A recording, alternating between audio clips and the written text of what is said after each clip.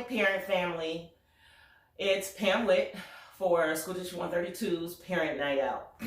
Tonight we are talking about social-emotional learning. What is it? Why do we need to know it? Why am I talking about this? How does it affect me as a parent? All these and more will be answered in just a second. Let's talk about what social-emotional learning is. So it's a process. It's not just this one thing, because emotions is a big deal, right? It's the process where we learn about understanding and managing emotions in our social, academic, and professional environments, because we're all over the place, especially as parents. So this is how we learn about understanding our emotions and how we manage them in different settings. You can be a little more relaxed in some settings and, not so much in others.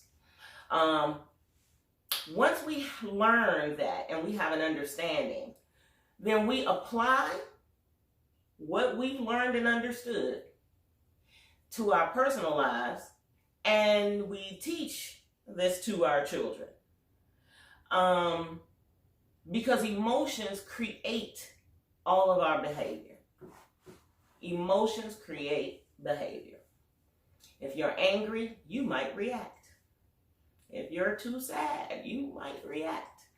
There are things that we feel that create all of the behaviors that we have. Stress, you name it. Any of these emotions over here can trigger us to have a very specific behavior. So when we understand what these emotions are, then we understand how to manage them so that they do not have negative effects on us, our relationships, our children, our jobs, etc. Why is this important? Other than our relationships, our jobs, and our children.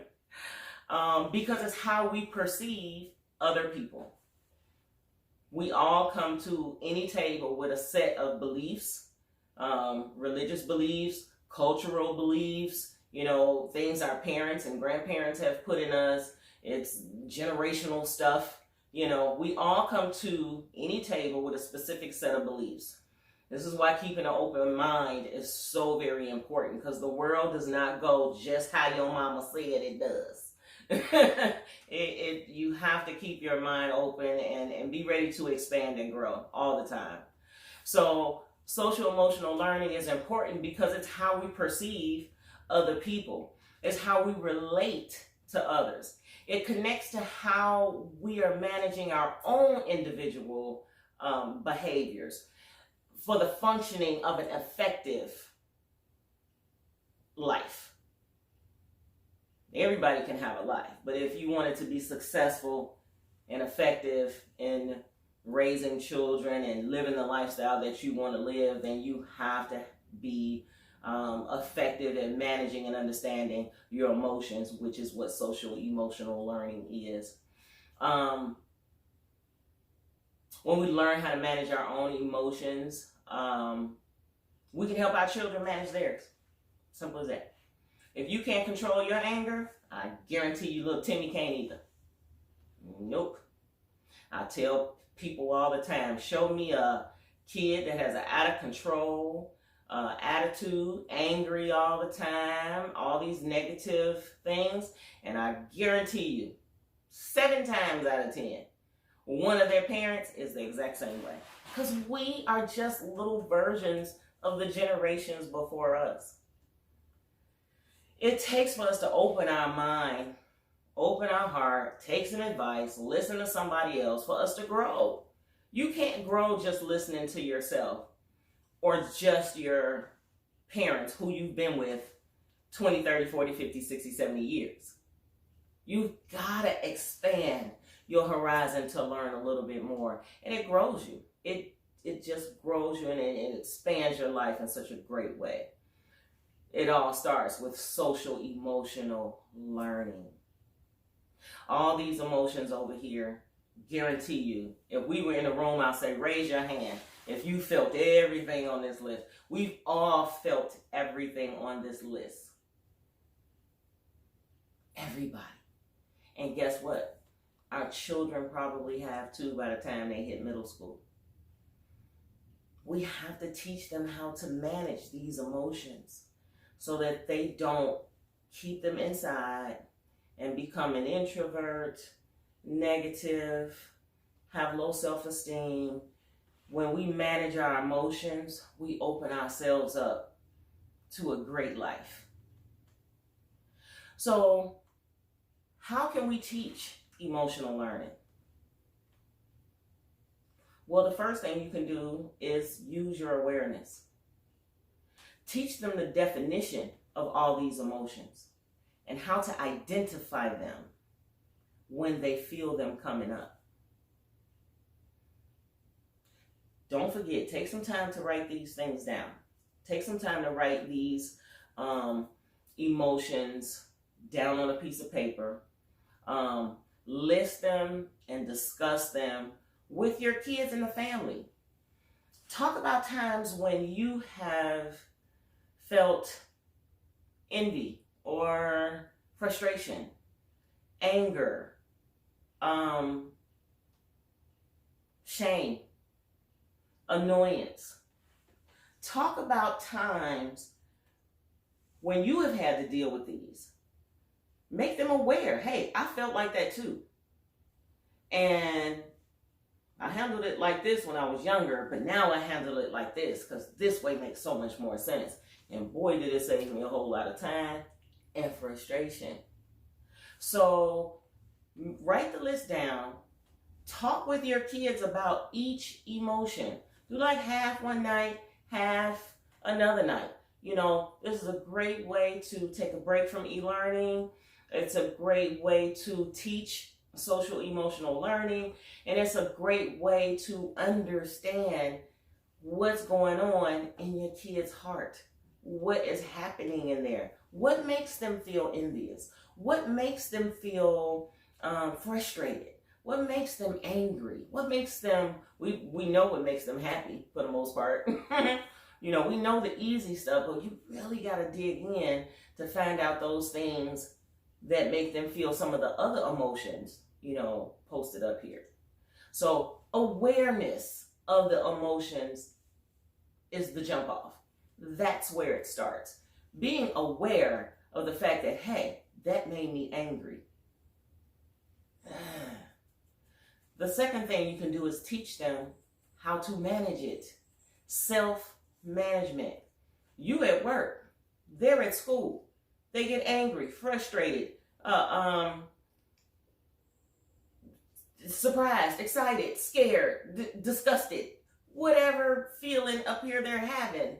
They have to be able to manage that emotion on their own and keep moving through the day.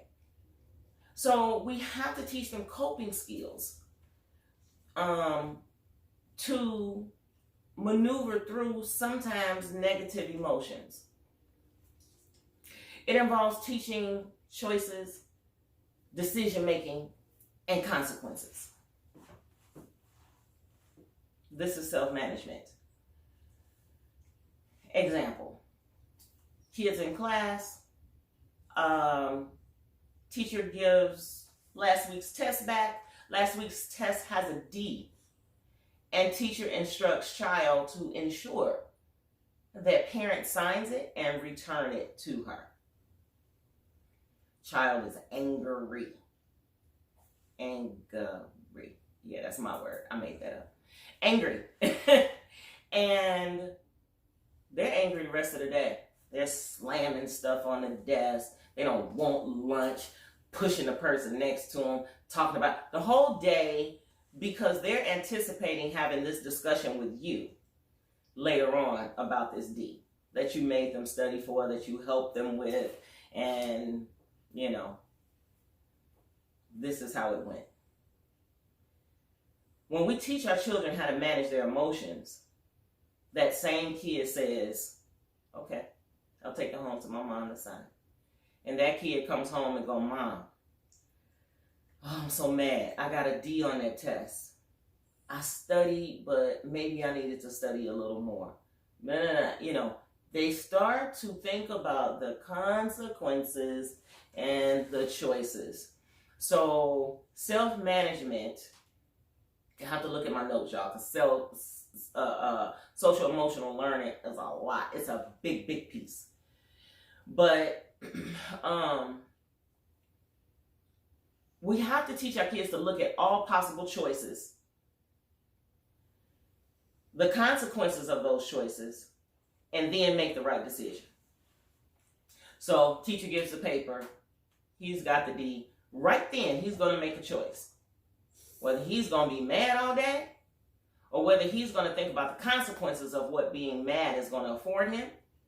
He's going to think about what's going to happen if he comes home and talks to you. All these different things is what self-management is. How is he going to deal with this?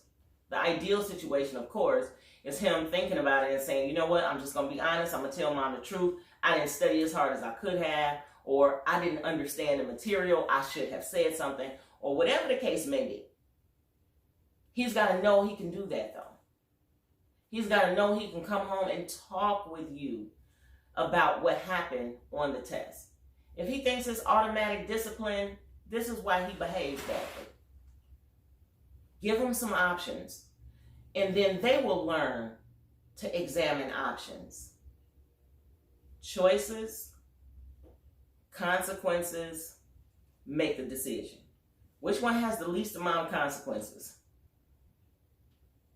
And won't beget more consequences? Which one is easier with this D in my hand? Well, for some of y'all, a C. Some people get in trouble for a C. That's a whole nother video. But this is what teaching them self-management, which is a part of social-emotional learning, it's what it looks like. We want to make them aware of their emotions, and then we want to teach them how to manage those emotions by looking at the choices, looking at the consequences to each choice, and then making the right positive decision for how to deal with the choice that they make. The third thing about social-emotional learning, which is really important and lots of people do not take advantage of, is seek help. Seek help. I guarantee you, every single problem you have right now, thousands of other people have the same problem. You do not live in a bubble, especially in a pandemic. We're all in some kind of predicament, some kind of way. From the top administrators and board members at our school, all the way down to the pre-K parents. Everybody has some issue because we are in a global pandemic where it kind of looked like we see the light of day. I'm not so sure yet. We'll see. So you have to reach out for help where help's available. As far as your children, you have an entire school system that has been established just for you. Are you going to like every single person in the building? No, nobody does that. Nobody likes everybody. But there is help in that building. There is help everywhere if you get up and look for it. So we have to teach our children that there's help from family. There's help from their peers sometimes. And there's help from community members and faculty and staff at school. Reach your hand out. My mom used to say all the time, I'm sure y'all did too, closed mouth don't get fed. It's just a fact. It's not trying to be flippant. It is just a fact. So let your children be aware that there is help. You have an uncle, a sister, a cousin, a friend, your mom, your dad, somebody that handles that particular emotion a little bit better than you do. And you might be like, you know what, talk to grandpa about that one because I don't even manage that one well. Use the help you have provided. It's the best thing you can do for your children because when they understand how to reach out and ask for help, they'll always do it throughout their whole lives. And we all need help. All of us need some kind of help in some kind of way. And part of social-emotional learning is getting out of your own way and asking for that help. It doesn't make you less of a parent, less of a human being, anything like that. What it makes you is smart. What it makes you is smart. So making your kids aware of what emotions are and defining each emotion for them, and then teaching them how to self-manage those emotions when you're not present, even when you are present. And then teaching them how to seek help. Define the role models in your family and the support systems that your children have. Tell them who you trust, and then they may trust them as well. You know, when my youngest daughter was in Calumet, and this is just an example. When my younger daughter was in Calumet, I'm working, kids at school, and my daughter had expressed a little frustration with the math teacher that she had at the time. The teacher is no longer there for whatever reason. I don't know why. It had nothing to do with us. I don't think. But I don't know if it was poor class management, or she just wasn't getting it, or there's so much distraction in the classroom. It's frustrating to her, some of these emotions. And instead of her slamming her pen on the paper like, I hate this class, like kids do, she just sat there real quiet. And at the end of the day, she asked, could she see Miss Delaney? Some of you guys may have heard this story in the building when I was doing the parent program in the building. And she went and she talked with Miss Delaney, and I wasn't privy to that conversation because, again, I was at work. All I know is when she came home, she says, Mom, I was having a hard time in that math class. It was just like chaos up in there. And I went and asked Miss Delaney, could I change math classes? And she said yes. She asked me what my problems were. I told her, and she said yes. Now, again, I wasn't privy to that conversation, and I'm really unsure of what exactly she told Miss Delaney was happening in the classroom, but she self-managed. She didn't raise a ruckus. She did some critical thinking. She looked at what her choices were and made the best one, which was wait till after school, go and ask to talk to Miss Delaney. You might have to get an appointment. She's the principal of a big school, so I'm sure she thought about that. And Miss Delaney took her right in the office. They had their little conversation, and the next thing I know, she was in another math class. To me, I was like, okay. I never talked to Miss Delaney about it other than in passing, because I trusted Miss Delaney and I trusted my daughter. And I was very proud that she took care of her own business in a professional, academic manner, that she made the appointment. I think, poor kid, she was like 12 years old. I think she thought, who can I talk to? She might have thought, Mom can't help me. She's at work. So, but she really did some critical thinking. She did some self-management and was aware of her emotions. And she made the best possible choice, which was going and talking to Miss Delaney. Had she not got the outcome that she got, maybe she would have come home and talked with me more about it, in a little more depth. I'm sure she would have. But it's a prime example of how she was aware of how she felt. She controlled herself and did self-management, and she sought help. She went to Miss Delaney. She didn't go to Miss Delaney and say, call my mama. She went to Miss Delaney because she respected her as the principal of that school and the professional in that building. and she got results. And she got results. So when we teach our children awareness, self-management, and to seek help, can't go wrong. And those are just 3 standards, I'm going to call them. There's just 3 concepts of what social emotional learning and teaching is. Typically, they just say social psychologists, the school board, the state school board, national. Typically, they all say social-emotional learning. But I think they're remiss by not saying teaching. Not only do we learn how to control our emotions, but we have to teach it to our children as well. So it's social-emotional learning and teaching. You know, nobody has full control of their emotions. It's taken me some years to learn how to control my own emotions. But we have to do that because they're tied to our behavior. No successful goal is completed if you can't control your emotions. As a student right now, I've completed my bachelor's degree, and now I'm moving on to a master's degree. Well, let me tell you, everybody in the virtual classroom is not necessarily speaking in an academic tone. And it is slightly annoying to me because I feel like, girl, we grown. Now stop that. But I have to manage my own emotions, my own grades, what I'm doing. Even when we're working with teams, you know, you have to really handle and manage your emotions so that you can pull the best out of the other team players, the other members of the team, so you can get a successful project going.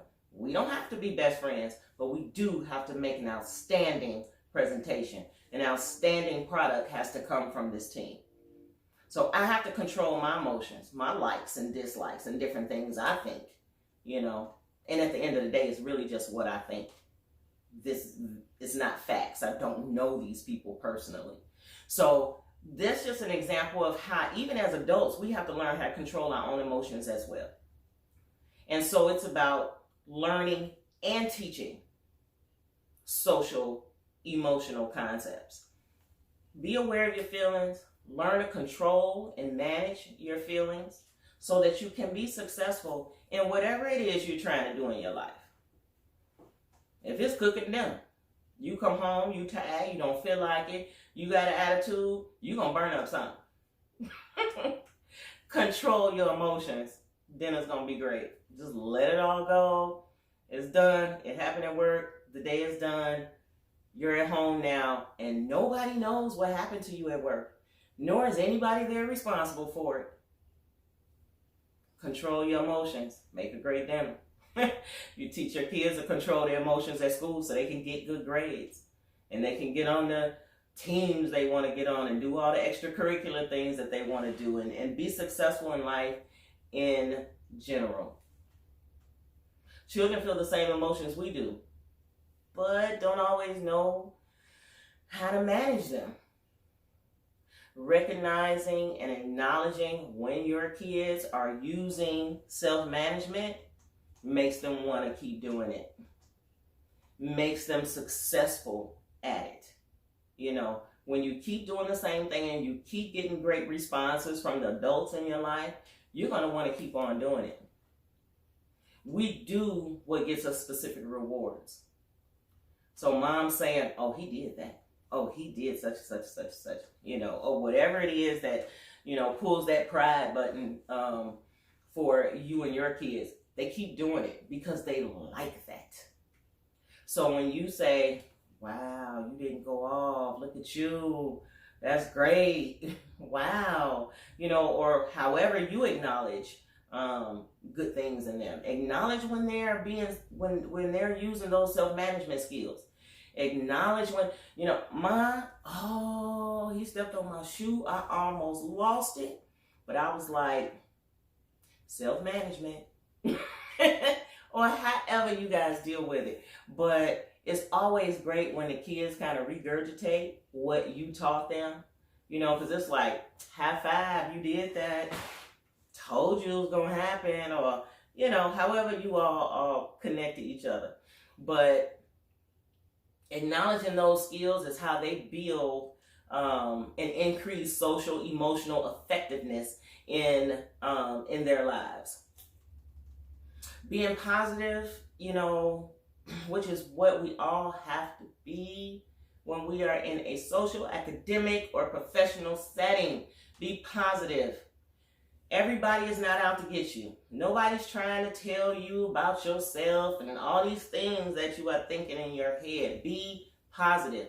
Being positive does not mean you walk around like happy-go-lucky all the time and nothing ever is wrong with you.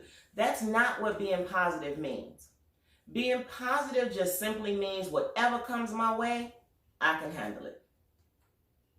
I can handle it, and I can control my emotions. I can self-manage myself, where the consequences of whatever this is not going to be negative. Just being positive. Just knowing that I can power up and do it anyway.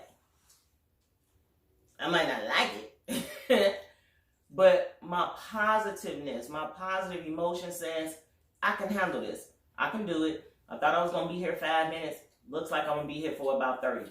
But I got this. I can do it. Social-emotional learning and teaching. Hopefully we'll get a chance to talk about this again. Because teaching kids how to deal with emotions while we're learning how to deal with some of them ourselves is a difficult piece. But it's so important to your child's success. So I hope you guys had a great takeaway. Don't forget to jot the list down and talk with your kids about these emotions. What do they do when they feel anger or envy or frustration or annoyance? What do they do? And talk to them about some better options from feeling this way. Or direct them to some help. A teacher, a coach, a grandparent, an uncle, a friend of yours that really has it together and really doesn't let anything get them down. We all know somebody like that. So direct your kids to, positive places. If you can't answer something about some of these emotions, find the answer for them. The school has a big interest in everybody, from staff and personnel all the way down to the students, with wanting everybody to be emotionally aware. If the kids are emotionally aware, can you imagine how much easier a school day is? And we'll be back in the building soon. I know it. I can't wait to see you guys. Don't forget to write down the list again. Talk with your family, friends, and especially your kids about what social emotional learning is. And I'll see you guys next month for the next parent night out. Have a great night, guys.